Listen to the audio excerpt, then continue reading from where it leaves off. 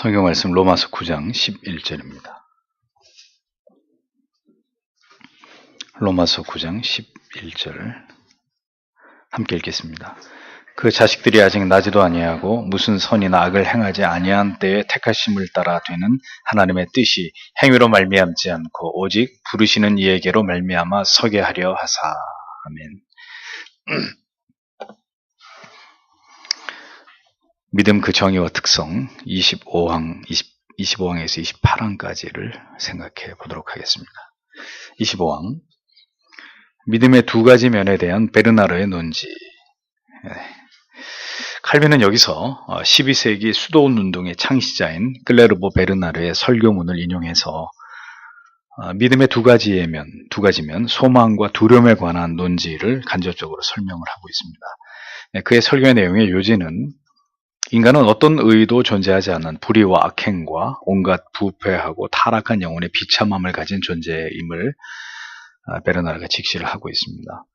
사람은 허무의 존재이고 아무것도 아닌 존재로 그렇게 여기죠. 그러면서 모든 소망을 베르나르는 하나님께 두고 있습니다. 비록 무능하고 비참한 존재인 인간일지라도 주께서 우리를 불러 자녀 삼으셨고 아무런 의미가 없는 존재들에게 의미를 부여하셨음을 그는 찬양하고 있죠. 우리는 아무것도 아닌 동시에 하나님의 은혜로 말미암아 고귀한 존재가 되었다는 것을 밝히면서 성도 안에 있는 이 타락한 자기 자신의 실존에 대한 두려움과 그러한 소망 없는 우리일지라도 그리스도 안에서 보배롭고 존귀하게 여겨주시는 하나님께 소망을 둘 수밖에 없음이 바로 믿음의 내용이라고 이렇게 설명을 합니다. 죄인들에게는 아무런 소망이 없습니다. 그 절망과 두려움에서 모든 소망은 오직 그리스도 안에 있음을 발견하게 되는, 여기서 이제 참된 희열을 맛보게 되는 것이죠. 예레미야 17장 14절의 말씀처럼 주께서 우리를 구원하시기로 작정하셨으면 우리가 즉시 자유함을 얻을 것이라. 이러한 진리 안에서 우리는 소망과 용기를 얻을 수 있는 것이다. 이렇게 칼빈은 설명을 합니다. 그러니까 항상 그렇습니다. 하나님에 대한 경외라는 말 속에 뒤에서도 설명하지만 하나님에 대한 두려움과 하나님에 이끌리는 사랑이죠. 그러니까 믿음도 얘기할 때 믿음은 역시 마찬가지로 하나님에 대한 하나님의 말씀을 어길 것에 대한 인간 자신의 연약함에 대한 두려움, 그러면서도 모든 소망은 우리에게 있는 게 아니라 우리의 구주 예수 그리스도에게 있다는 것을 발견하면서 우리에게 찾아오는 희열, 그러니까 이 양면성이 다 있다는 거죠. 그러니까 이 양면성 가운데 어느 하나의 균형을 잃어버리면 신앙이 경박해지는 거예요. 그러니까 하나님을 무조건 두렵게만 생각하는 신앙도 잘못이고, 하나님은 나를 너무너무 사랑해 주셔. 어린애처럼. 그래서 하나님을 도저히 두려워하지 않고 그냥 어린애처럼 하나님 앞에 응석바지처럼 하나님은 나를 너무 사랑해 주신다. 이런 얘기만 앵무새처럼 하는 이런 신앙도 성숙하고 아름다운 신앙이 될 수 없다는 거죠. 그러니까 항상 이 양면성, 두려운 마음과 그러면서도 넘치는 영혼의 희열. 그러니까 신앙은 이러한 양면성이 조화롭게 한 사람의 신앙의 인격 가운데 녹아 있어서 하나님을 올바르게 인식하고 바라보는, 그것이 굉장히 합당한 믿음이라는 겁니다. 그러니까 믿음이 한쪽으로 이렇게 극단으로 치우쳐버리면 여기서 성경에 말씀하는 믿음과 다른 믿음으로 이렇게 경도될 수 있다는 거죠. 신앙은 자신에게는 끝없이 절망할지라도 그리스도 안에서 새로운 언약 안에서 무한한 소망과 확신을 발견하는 것입니다. 또 그런 얘기는 나한테 대해서는 끝없이 절망하는 거예요. 인간 자신에 대해서는 인간의 전적 타락과 부패와 무능 앞에선 끝없이 절망할지라도 그리스도 안에서는, 그리스도께서 우리에게 주신 새 언약 안에서는 무한한 소망과 확신을 발견하는, 이 양면성이 정확하게 우리 안에 나타나야 된다는 거죠. 자기 자신에 대한 절망은 없고 무한히 자기 자신이 하나님께 사랑을 받고 축복을 받아야 되는 존재로 교만이 하늘 끝까지 올라가면서, 그러면서 또 하나님에 대해서 무한한 소망을 발견하는 이제 이런 식의 신앙이 코미디와 같은 신앙이 되는 거예요. 그럴 수 없는 거죠. 그리스도가 한없이 위대해지려면 인간의 존재가 그 그리스도의 실존 앞에 한없이 비천한 존재라는 인식이, 이 극과 극에 이르는 인식이 분명히 영혼 안에 공존할 때 그 사람의 믿음이 올바른 믿음이 될 수 있다는 겁니다. 그러니까 이런 원리가 지배하는 신앙이라야 성경에 말씀하는 진정한 신앙이라는 거죠. 이 시대의 신앙은 가볍게 이를 데 없다고 제가 자주 말씀드리는 게 한쪽으로 치우쳐 있단 말이에요. 복을 주셔야 되고 다 잘 되게 해주셔야 되고 그냥 뭐 하나 또 그 반대로 너무 염세적인 거죠. 또 너무 우울하고 너무 이렇게 어두운 모두 다 균형을 잃어버린 그런 믿음의 모습이라는 겁니다. 인간의 어떤 의도, 노력도, 공로도 부정되는 오직 우리를 긍휼히 여기시는 하나님의 사랑과 주 예수 그리스도의 은혜만을 높이는 믿음이 참된 믿음이라는 것을 우리는 절대로 잊지 말아야 된다는 것입니다. 그러니까 믿음이 뭐냐 이렇게 딱 쪼개가지고 그 믿음을 쫙 열어봤을 때 성경이 말씀하는 이러한 요소들이 그 믿음 안에 곳곳에 채워져 있어야 되는 거죠. 예? 그냥 단순 무식한 이런 믿음들이 아니라 그 믿음이 그 함의하는 그런 모든 어떤 깊이 있는 신앙적인 의미들이 그 믿음 안에 알알이 이렇게 자리 잡고 있어야 그게 성경이 얘기하는 믿음이 된다는 것입니다. 성도의 존귀함은 스스로 자신의 존귀한 존재로, 스스로를 존귀한 존재로 만드는 것이 아니라 오직 예수 그리스도 안에서 예수 때문에 예수로 말미암아 존귀케 되는 그것입니다. 여러분, 기독교는 실존주의가 아니에요. 자기 실존을 바탕으로 사유하고 행동하는 종교가 아닙니다. 그러니까 인간이 있고 하나님이 존재하는 그런 차원이 아니란 말이죠. 오늘날의 신앙이 유실론적인 실존주의가 바탕이 되어서 굉장히 오만하고 교만해진단 말이죠. 그러니까 자기의 사고 위에다가 하나님을 올려놓으려고 하는 그런 경향을 보인단 말입니다. 그러니까 인간의 존재와 본질이 하나님보다 더 중요하다고 여기는 이런 영혼의 토양에 신앙은 절대로 심겨지지 않습니다. 그러니까 그런 실존주의적인 바탕의 신앙이 자리 잡게 되면 어떤 식이 되냐면 이런 거예요. 나를 먼저 이해시키십시오. 그럼 내가 믿어보겠습니다. 이런 식의 이제 신앙이 나타나는. 그건 신앙의 자세가 아닙니다. 한없이 무지하고 연약하고 전적으로 무능한 존재인 나에게 주께서 소망의 빛을 비추어 주옵소서. 이 죄인을 불쌍히 여기셔서 진리의 은총의 빛으로 모든 무지의 어둠을 물리치시고 그 완전하신 사랑을 발견하게 해달라. 이 죄인은 미천하고 무지하고 주님 외에는 어떤 소망도 없는 존재에 불과합니다. 여러분, 앞의 고백과 뒤의 고백 똑같이 신작할 수 있는 고백이나 앞에 있는 고백은 실존주의적인 고백인 거예요. 뒤의 고백은 인간의 전적 무지와 타락을 철저하게 자인하면서 하나님 앞에 무릎을 꿇고 자기를 낮춘 고백이 되는 거죠. 하나님이 어떤 고백을 믿음이라고 보시느냐. 당연히 후자의 고백이라는 겁니다. 이것이 진정한 하나님 앞에서의 자신의 실존을 발견한 자의 고백입니다. 이것이 믿음이 그 영혼 가운데 담긴 자의 정서인 것이죠. 우리가 이러한 믿음으로 하나님의 은혜를 바라고 구하는 성도들이 되어야 한다는 겁니다. 자, 26항으로 넘어가서 하나님을 두려워함과 하나님을 공경함에 대해서 칼빈이 설명을 합니다. 성경은 여호와를 두려워하고 경외하는 것을 지혜의 근본 또는 지혜 그 자체로 여기기도 합니다. 하나님은 경외를 받을 자격이 있는 분이시다. 그러므로 진정으로 하나님을 예배하고자 하는 자들은 순종하는 아들과 충성을 다하는 종의 자세로 하나님께 나아가는 게 합당하다고 칼빈이 설명을 합니다. 순종하는 아들과 충성을 다하는 종의 자세. 하나님께 대한 순종을 공경함으로 하나님을 주로 높여드리는 섬김을 두려워함, 경외라고 이렇게 부르게 하셨다는 거죠. 하나님에 대한 순종을 공경함, 하나님을 주로 높여드리는 섬김을 경외, 두려워함. 그러니까 뭐가 있어야 된다는 거죠? 순종과 경외. 말라기 1장 6절을 보면 내 이름을 멸시하는 제사장들아, 나 만군의 여호와가 너희에게 이르기를 아들은 그 아비를, 종은 그 주인을 공경하나니 내가 아비일진데 나를 공경함이 어디 있느냐? 내가 주인일진데 나를 두려워함이 어디 있느냐? 하나, 너희는 이르기를 우리가 어떻게 주의 이름을 멸시하였나이까 하는도다. 이렇게 적고 있습니다. 성경은 공경과 경외를 같은 의미로 사용하고 있습니다. 여러분, 두렵지 않은 존재는 공경의 대상이 될 수 없는 거예요. 또 공경의 대상은 우리에게 마땅히 두렵고 떨리는 존재가 되어야 하는 것입니다. 그러므로 여호와를 경외한다는 의미 안에는 공경과 두려움, 이것이 공존하는 것이라는 거죠. 지극히 그 뜻에 순종하려고 하는 마음과 그리고 그 하나님 앞에 삶과 두려워하는 마음, 그 하나님의 율례와 법도 앞에 마음속으로 하나님을 깊이 생각하는 사람은 하나님을 거스리는 것을 죽음보다 싫어하는 마음을 먹게 될 것입니다. 또한 육체의 소욕이 언제나 우리로 하여금 죄를 향해 달려가도록 우리 안에서 역사함을 안다면 언제나 하나님 앞에 그 생각을 다스리려고 할 것입니다. 그것이 하나님에 대한 경외와 두려움을 가진 사람의 정서예요. 근데 하나님을 경외하고 사랑한다고 하면서 죄에 대한 어떤 두려움도 없고 어떤 거부감도 없고 마음대로 죄를 자행자재하고 있다. 그러면서도 난 하나님을 믿는다. 하나님을 경외한다. 새빨간 거짓말이래요. 경건한 신자의 마음속에는 언제나 하나님께서 불의를 미워하시고 악한 삶으로 하나님의 진노를 촉발시키는 자들은 주님의 형벌을 피할 수 없을 것이라는 경건한 두려움을 가지고 있습니다. 그래서 정말 하나님을 경외하고 두려워하는 사람은 그 삶이 경박할 수 없고 신속하게 죄를 향해 달려갈 수가 없는 거예요. 계속 마음의 양심에 브레이크가 걸린단 말이죠. 하나님이 보고 계시는데 이것은 하나님이 기뻐하시는 것이 아닌데 이것은 하나님이 우리에게 말씀하시는 길이 아닌데 신앙의 모든 방종과 타락의 원인은 모두 하나님을 두려워하지 않으면서 비롯됩니다. 그럼 뭐예요? 뭔 짓을 해도 하나님이 날 사랑해 준다. 이런 경박한 지식에서 그런 가벼운 신앙생활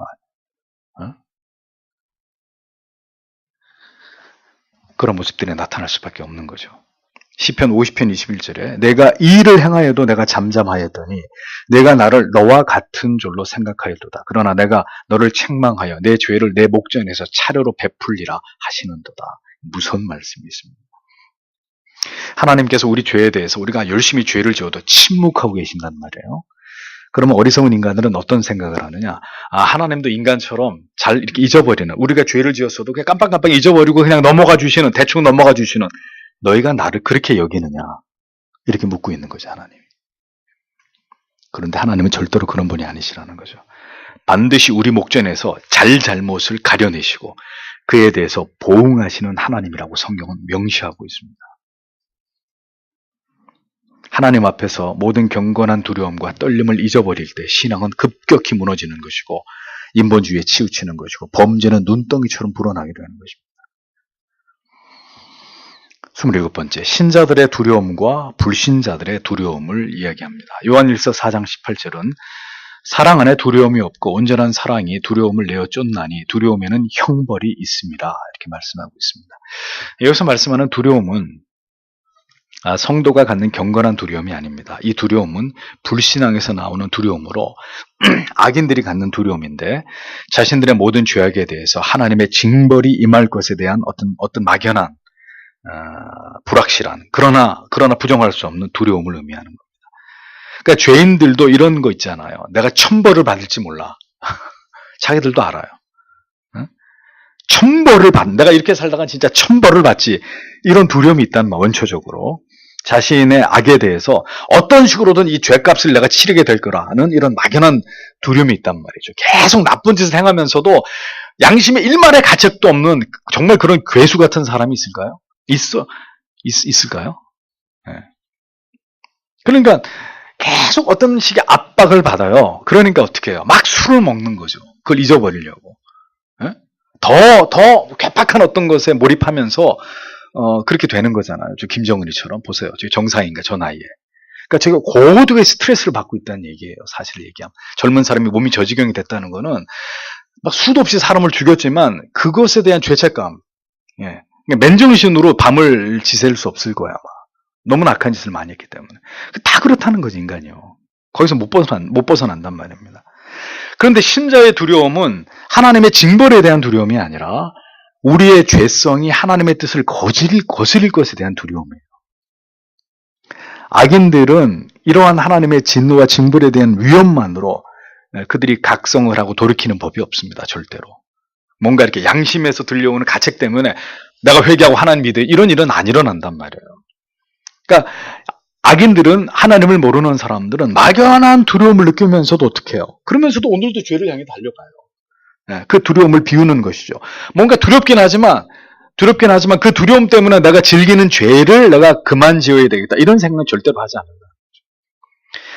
그러나 그들의 삶에 어떤 식으로든 하나님의 징벌이 시행될 때 그들은 이제 어떤 하나님이란 막연한 존재에 대해서 두려워하게 되는데 그러니까 이제 마침내 일어날 일이 일어났구나. 이제 이런 이제 그 독백을 하게 되는 거죠. 마침내 터질 게 터졌구나. 내가 그렇게 살더니 기어이 내가 이렇게 두드려 맞는구나. 이런 얘기들을 하는 거죠. 그런데 그거를 칼빈은 뭐라고 얘기합니까? 비굴한 두려움이다. 이렇게 얘기하는 비굴한 두려움. 이러한 두려움은 하나님의 자녀들에게서 나타나는 자발적인 거룩한 두려움과는 전혀 다른 것이라고 구분해서 설명합니다. 자, 그러나 이 같은 악을 행함으로 인해서 그 징벌을 받음에 대한 두려움이라 할지라도 때로는 그 악인이 내가 죄에 대해서 엄청난 어떤 그 보응을 받고 지금 아주 뭐 사업도 망하고 뭐 육신도 만신창이가 되고 모든 게 다 이렇게 무너졌단 말이죠. 그런데 그 두려움이 마음을 굴복시켜가지고 하나님을 향한 합당한 두려움을 만들어내는 경우도 있다고 칼빈이 얘기하는 거예요. 예. 다 그런 경우는 아니지만 그 불신자가 갖는 어떤 자기의 삶에 벌어진 재앙 같은 두려움이 하나님에 대한 두려움으로 이렇게 이어지게 되는 케이스도 없는 것은 아니다. 불신자들도 지옥에 대한 두려움이 있습니다. 죽음에 대한 두려움도 있고요. 나도 죽는다. 오늘인지 내일인지 언제 죽음이 나에게 덮칠지 모르지만 나도 죽는 게 두렵다. 죽음에 대한 두려움이 있고 내가 이렇게 악한 짓을 하다가는 아까도 얘기했습니다. 벌을 받을 것이라는 막연한 두려움도 있습니다. 그런데 다시 얘기합니다만 악인들은 그런 두려움 때문에 그것을 피하려고 하나님을 찾는 그런 일은 일어나지 않는다는 거죠. 그러니까 지옥에 가기 두려워서 교회를 다니는 것은 경건한 두려움이 아닙니다. 여러분들이 지금 교회 나오신 이유가 지옥에 안 가려고 난 교회 왔습니다. 그거는 정확한 답이 아니에요.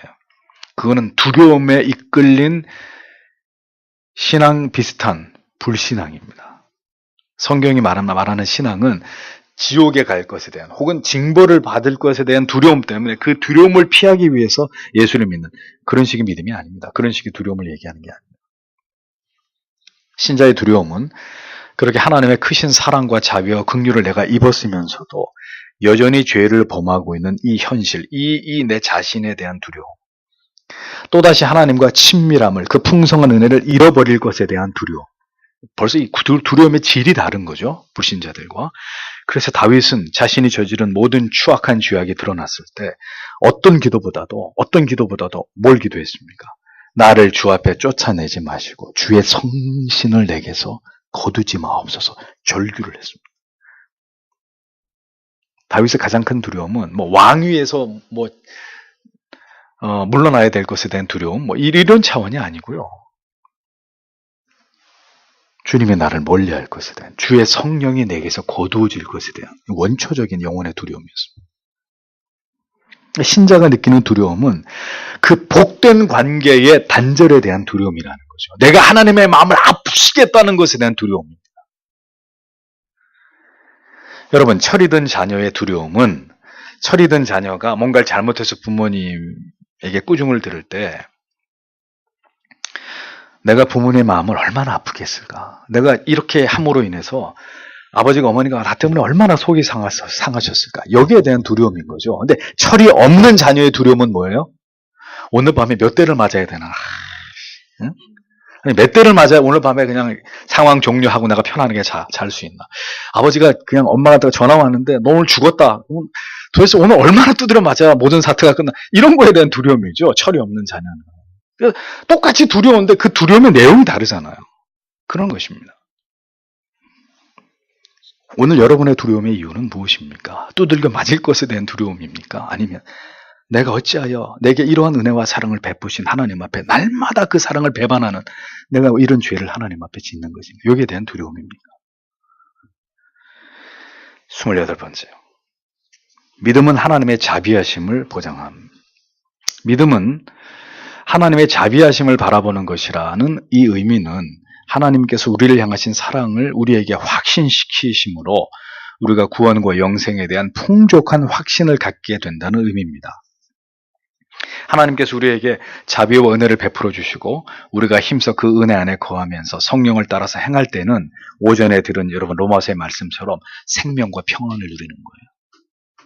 그런데 우리가 믿음에서 떠나서 육신을 쫓고 세상을 추구하는 한 우리는 하나님과 원수가 되어서 하나님의 법에 전혀 굴복하지도 않고 굴복할 의지도 행할 수 없는 이런 상태에 이르게 되는 거죠. 순종하면 더 순종할 힘을, 은혜를 공급받게 되지만 불순종하면 불순종할수록 모든 순종할 의지를 다 잃어버리게 되는 결과가 거듭난 성도의 삶에서 그가 성령을 쫓아 살아가느냐 육을 쫓아 살아가느냐에 따라서 그의 삶 가운데 나타난다는 것.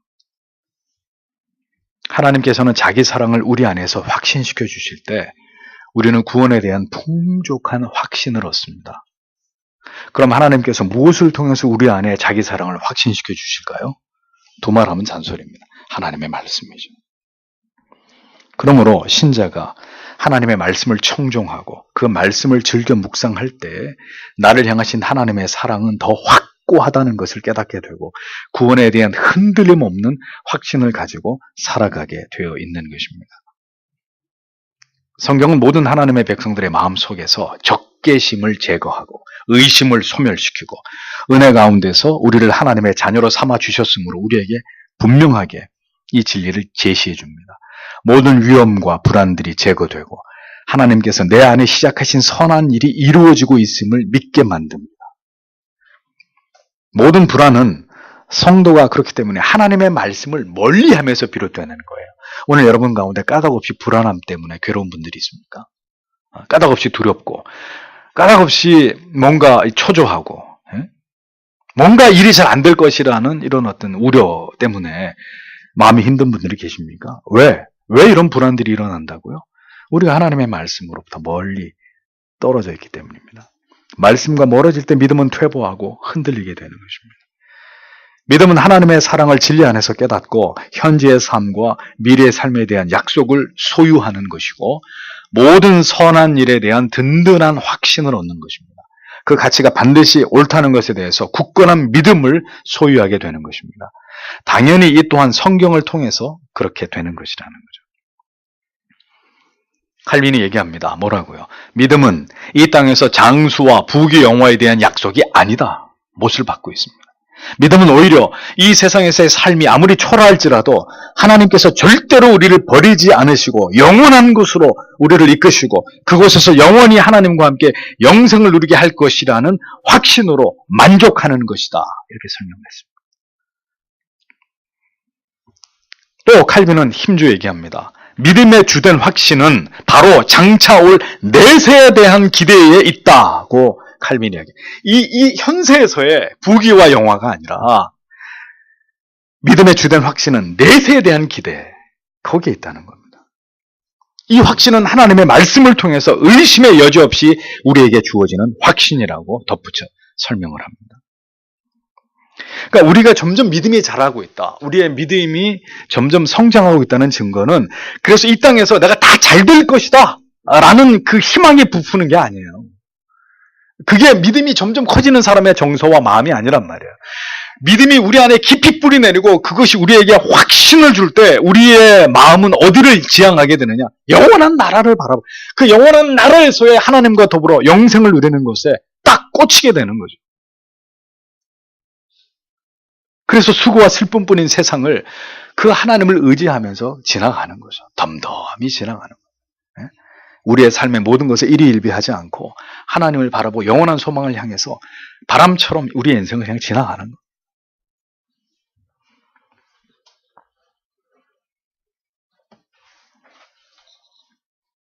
하나님께서 믿음을 주시고 오늘도 그 사랑을 안고 있는 자들은 이 세상에서 아무리 비극과 재난과 고통이 엄습하더라도 그 안에서 하나님의 자비와 사랑과 넘치는 위로를 맛보게 되기 때문에 그의 믿음에 전혀 방해를 받지 않습니다. 그것이 믿음 안에 있는 자에게 베풀어지는 하나님의 은혜인 것입니다. 여러분 고난 가운데 있습니까? 그 고난이 하나님이 여러분들을 얼마나 사랑하시는지를 경험할 수 있는 절호의 기회예요. 신자에게는. 부모님의 사랑을 언제 깊이 느낄 수 있습니까? 여러분들이 잘 나갈 때가 아니에요. 여러분들이 실패했을 때, 여러분들이 병석에 던져졌을 때. 제가 어렸을 때부터 많이 아팠다고 말씀드렸잖아요. 그러면 밤에 잠을 자지 못하게 끙끙 앓으니까 어머님이 제 옆에서 이렇게 밤잠을 새우면서 간호하신 적이 한두 번이 아니에요. 그러니까 내가 아프니까 더 느끼는 거예요. 어머니의 사랑을, 아버지의 사랑을. 내가 건강하고 막 친구들하고 돌아다니고 놀 때는 그런 거 전혀 못 느껴요. 부모님의 사랑. 근데 뭔가 내가 힘이 없고 지치고 병들고 그럴 때 내게 다가오는, 내게 넘치게 부어지는 사랑을 느끼는 거잖아요. 신자도 마찬가지입니다. 세상에서 잘 나갈 때 하나님 사랑 몰라요. 그런 거. 자기가 잘난 줄 알죠. 실패와 좌절과 고통과 육신의 혹독한 질병에 걸려서 뜬 눈으로 밤을 고통 가운데 지샐 때 그때 생생한 하나님의 위로를, 하나님의 은혜를 맛보게 되는, 하나님이 얼마나 나를 사랑하시는지를 그런 순간에 깨닫게 되는 것입니다.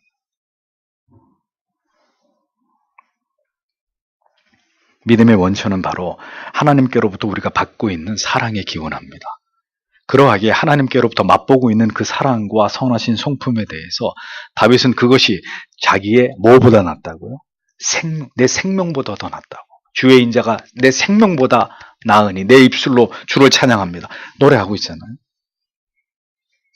신앙은 성경의 진리가 주는 풍요로움 속에서 하나님을 깊이 경험함으로 더 깊어지고 더 뜨거워지고 더 견고해지는 것입니다. 성도는 이 세상에서 모든 일들이 형통할지라도 하나님께 사랑을 받고 있다고 느끼지 못한다면 그것은 행복이 아니라 저주와 불행일 수밖에 없는 것이다. 칼빈이 그렇게 설명을 했습니다. 반대로 세상에서 아무리 우리가 어렵고 궁핍하고 억압당하고 고통을 겪고 있어도 하나님께서 우리에게 은총의 빛을 비추어 주신다면 우리는 그 모든 불행 속에서도 생애적인 행복과 영적인 희열을 맛볼 수 있는 자가 될 수 있다는 거죠. 이것이 믿음 안에서 우리가 발견하게 되는, 우리가 체험하게 되는 역설이라는 거. 사도 바울은 그 모든 괴로움과 고통을 열거하면서 그 무엇도 우리를 그 하나님의 사랑에서 끊을 수 없다고 선언하지 않습니까? 여러분, 빌립보서 4장 13절에 내게 능력 주시는 자 안에서 내가 모든 것을 살 수 있느니라, 이 말씀 싫어하는 그리스도는 아무도 못 봤습니다. 어디든지 다 붙어 있어요. 회사부터 해가지고 식당부터 해서 세차장까지 어디든지 다 붙어 있어요. 그런데 이 말씀이 무엇이든지 할 수 있다는 매우 희망적이고 긍정적인 말씀입니까? 전부 다 이 말씀을 그렇게 오해하고 있는 거예요. 여러분, 이 말씀 속에 담겨있는 의미는 I can do it이 아니에요. 무엇든지 내가 할 수 있다. I can do everything이 아니란 말입니다. 어떤 궁핍 속에서도 어떤 비천함이나 배고픔이나 핍절 가운데서도 그 모든 것을 오버커밍, 이겨내고 믿음을 지킬 수 있다는 의미죠. 내가 마음먹는 대로 다 된다는 뜻이 아니라 얼마나 우리가 이 하나님의 말씀을 무지하게 이해하고 있냔 말이죠. 즉 믿음이 모든 것을 이기는 능력이 된다. 그 의미가 이 말씀의 참 뜻이란 말입니다. 믿음은 모든 두려움과 공포를 하나님을 의지함으로 맞서는 것입니다. 내가 사망의 음침한 골짜기로 다닐지라도 해를 두려워하지 않을 것은 주께서 나와 함께 하십니다. 그것입니다. 믿음은 대박이 나고 모든 꿈이 이루어지는 형통의 약속이 아니라 그 무엇으로도 우리를 패배시킬 수 없고 하나님과 끊어놓을 수 없는 능력이라는 것을 성경은 한결같이 말씀하고 있다는 말이죠. 어떤 어려움 속에서도 그 믿음 때문에 모든 것을 넉넉히 극복할 수 있는 그것을 의미하는 것입니다. 그런데 그 믿음이 그렇게 찬란하게 위대하게 드러날 수 있는 그 순간을 모든 그리스도인들은 싫어하는 거예요. 제발 그 환난과 핍박은 나한테서 좀 멀리 떨어지고 그저 꽃길만 그저 스포트라이트를 받고 그저 편안하게. 아니에요. 복음이 아니에요. 그건 신앙이 아니에요.